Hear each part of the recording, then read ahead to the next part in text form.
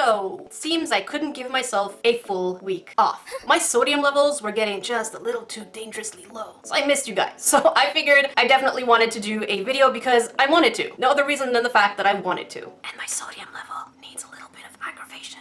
And so for the first video of 2019, I'm going to be doing my first ever Create This Book prompts. This book is made by my friend Moriah Elizabeth, who also has a YouTube channel. So if you don't know her, I don't know how. So if you have a questionable sense of humor like me, you like sass, and you're creative, you're going to fall in love with her. And she's also releasing a Create This Book prompt video. I'll leave all her links in the description box below. And the reason I wow this book is because that's what friends do. They support each other. And so I picked this up off of Amazon. So if you're interested in picking it up because you feel like you have an art block or any of that thing. Wow, English, still #1. I'll leave the links for that down below as well. Before we begin, this week's shoutouts go to Mary Rose, Kira Siduna, and Llama Lemon Zero. If you want a shout out in my Friday videos, don't forget to hashtag Nerdification Squad in the comment section below within the first 45 minutes of a video's release, or hashtag NerdyCrafter on Instagram or Twitter anytime with any of your creations. Alright, time to get our hands a little dirty. Now, this book does tell you what materials you are allowed to use so that the pages don't bleed. So if you look on pages 4 and 5, you definitely will know what you can and can't do. But first things first, my goals for this book. I'm not a huge fan of drawing people per se, but I love drawing creatures. As you can probably tell by my choices of art to sculpture projects. So I didn't look through the whole book, but anytime it says people, I'm just going to go straight into creatures. My second goal for this book is to finish it entirely before the end of 2019. I don't have any other goals. Should others arise, I'll write them down. The first prompts that actually caught my attention were the ones on page 12 and 13, which are pretty much a comparison, and I love comparisons. Use colors you love on this page, and then colors you dislike on this page. If there's anything you know about me, which you don't know me, you don't tell me what to do. I'm just joking. When it comes to colors, there are no colors I dislike. However, there are exceptions. Let me introduce you to the colors I cannot stand. And I'm not talking about markers. I'm not talking about colored pencils. I'm talking about colors that only show up in either glitter or sequins. And those colors, my little grains, are colors that I call trashy colors. And they're just the overly saturated colors that come in silvers and golds and blues and reds. Think of them as like the tinsel around Christmas trees. They're okay on Christmas trees, but don't start putting them everywhere else. For the prompt, that is the colors that I dislike, I will be coloring with glitter. Is it going to be a mistake? Most probably, because Apple Mint made a video and she said, don't do it. What am I doing? I'm doing it. Nobody tells me what to do. Not you, not me. I don't even follow my own rules. So yeah, you heard it here. I'm going to be coloring with my trashy gold colors. There's going to be regrets, which is going to make me hate them even more. Justified hatred. Now, the inspiration behind this particular drawing were the trashy colors. But Jackie, don't call them trashy colors because I really love these colors. And of course, you're allowed to love your colors. And I'm pretty sure there's a lot of people who hate orange and purple. They're my favorite colors. So if you like these colors, you do you. Let's take a few seconds to feel sorry for this rock. Because it's thinking. I always wanted to be a mountain, not a rock stuck to this felt-looking carnivorous plant. And then on the other side, we have this rock that wants nothing to do with anyone. So I would imagine this plant to feel kind of like felt. And then we have this bumblebee. Not only does it have 2 stingers on its booty, but the horn. I imagine these horns are able to unfold and probably poke you too. Why are things aggressive? I don't know, because even this plant that supposedly feels like felt is carnivorous. One of the things I remembered from Apple Mint's videos is that thicker lines really do help for the glitter.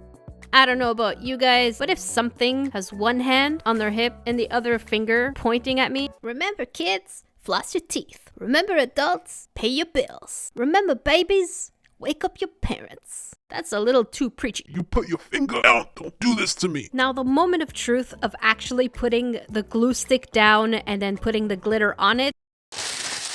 But mama didn't raise no fool, so I'm using wax paper underneath it all. The tricky part about using a glue stick is you can't necessarily see where you're putting it and you're getting bald spots, at least that's what I thought. And then later on, it's just, that's how it works. The glue dries, some parts of the glue dry, you get glitter on your fingers. It's just not a happy mess. And then realizing that I couldn't get the glue stick into those finer details, I decided to use Silly Gel, which I believe is silicone gel. I'm not sure. I'm not a glue expert, so you might want to ask. I do have to admit, it was pretty satisfying just putting the glitter all over and then tapping it off and seeing that the glitter was staying there. It was very satisfying, to say the least. The process is pretty straightforward. Glue, add glitter, tap it on your table. And here and there, you're gonna get some bald spots. I have to admit, as of this point, this trashy colored glitter was starting to change my mind just a little bit, because this bumblebee, or this little bee creature thing, was looking absolutely fabulous. And it's purple and gold and silver. It just looked absolutely fabulous. And then part of me is like, why are you still calling this trashy glitter? and the reason is because that's my opinion. Since a lot of the details were lost, I figured I would go in with the acrylic paint and just add the details. And the background was a little too empty, so we definitely needed to add more blue.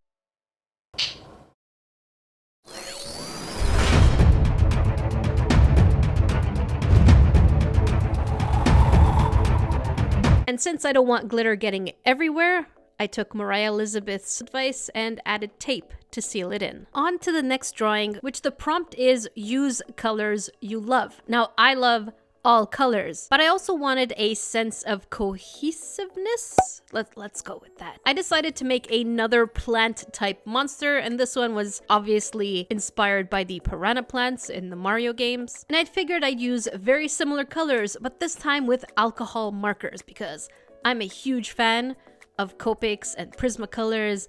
I just love anything with a brush tip and it's alcohol based. And me good. This took so little time compared to the one with the actual glitter, because the one with the glitter, let's just say it took me about 2 hours to put together. Whereas the fun part with markers is that, you know, I could just have fun and put the colors straight down. Because this book doesn't take alcohol or wet type medium very well, I was drawing on Copic marker paper and then I glued it in the back. The idea behind this world is that everything has spikes, and I did forget to put the spikes on the little mushroom for some reason. I actually put it into the sketch, but I just completely forgot to redraw it. I'm like, ah, shucks.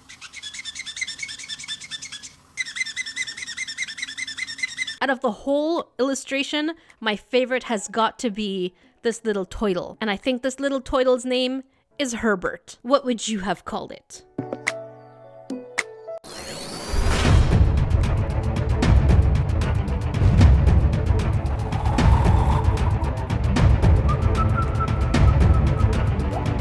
Oh, whoops, forgot the stems.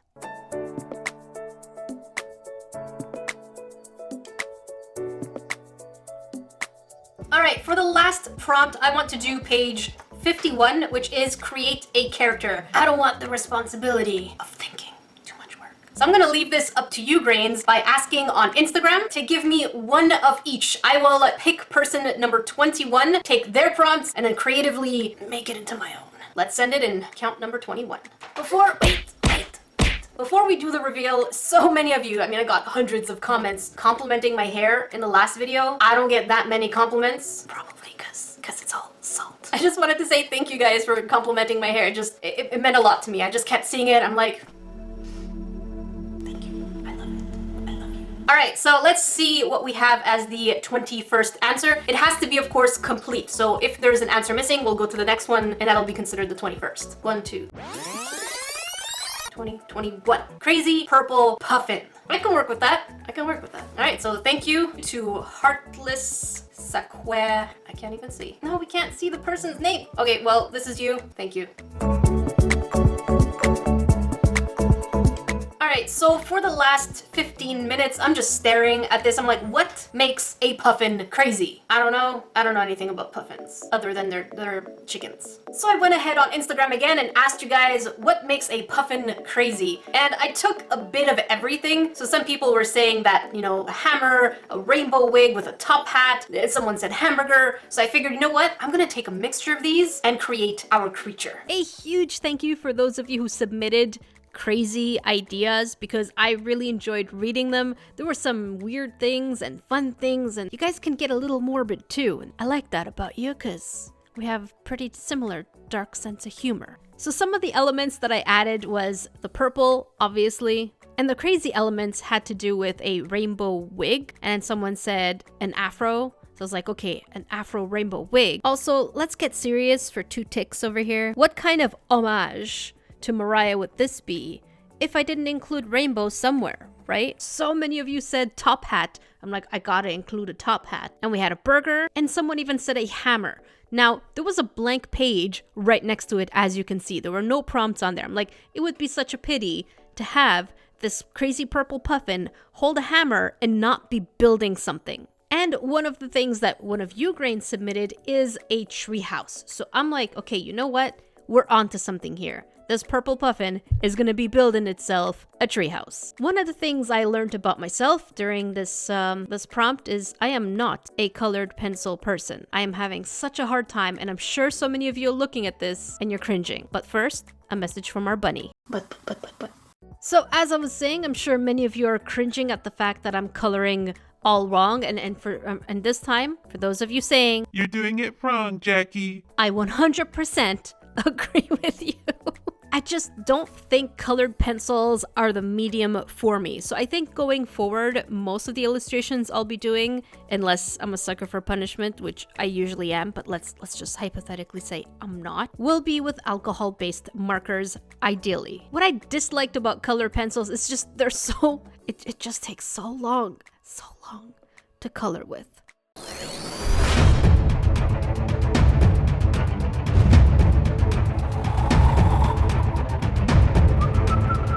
This drawing was definitely the most challenging for me. My hands are so crampy right now. And it has nothing to do with the prompt. The prompt was really fun, but I just learned that I am definitely most 100% not a colored pencil medium person. No, I am not. I still have a lot to learn when it comes to colored pencils, so this drawing for me is pretty goopy. I almost prefer the glitter one more than this one. Which one of the 3 illustrations is your favorite and why? Let me know in the comment section below, as well as in the iCard section. I'm really curious to see which one and which style you guys prefer most. Just to refresh your memories, we have glittery mess weird plant and bee. I mean trashy glittery plant and bee. Copic marker, absolutely happy and a little trippy piranha plant. Let's not forget weird toidle. And last but not least, our crazy purple puffin, who for some reason likes to build tree houses. And its name is Puffinsworth. If you grains enjoyed this, I will definitely be making more. Otherwise, there are prompts I'll probably just be making off camera because they're just kind of a little creative, but not where my juices are going to require a whole video. Maybe they're like 5-minute little prompts. And that's what's good about this. You have prompts that are gonna take you maybe 5 minutes, and others that can take you, definitely, I didn't spend 3 hours on the Puffinsworth. Don't say anything. I did. Thank you so much for watching, my little grains. If you want to watch another crafting video or art video, make sure you check up here. And if you want to watch a salty video, because we're going to be back salt on Wednesday, this one here can keep you busy. Until then, I will see you in the next video.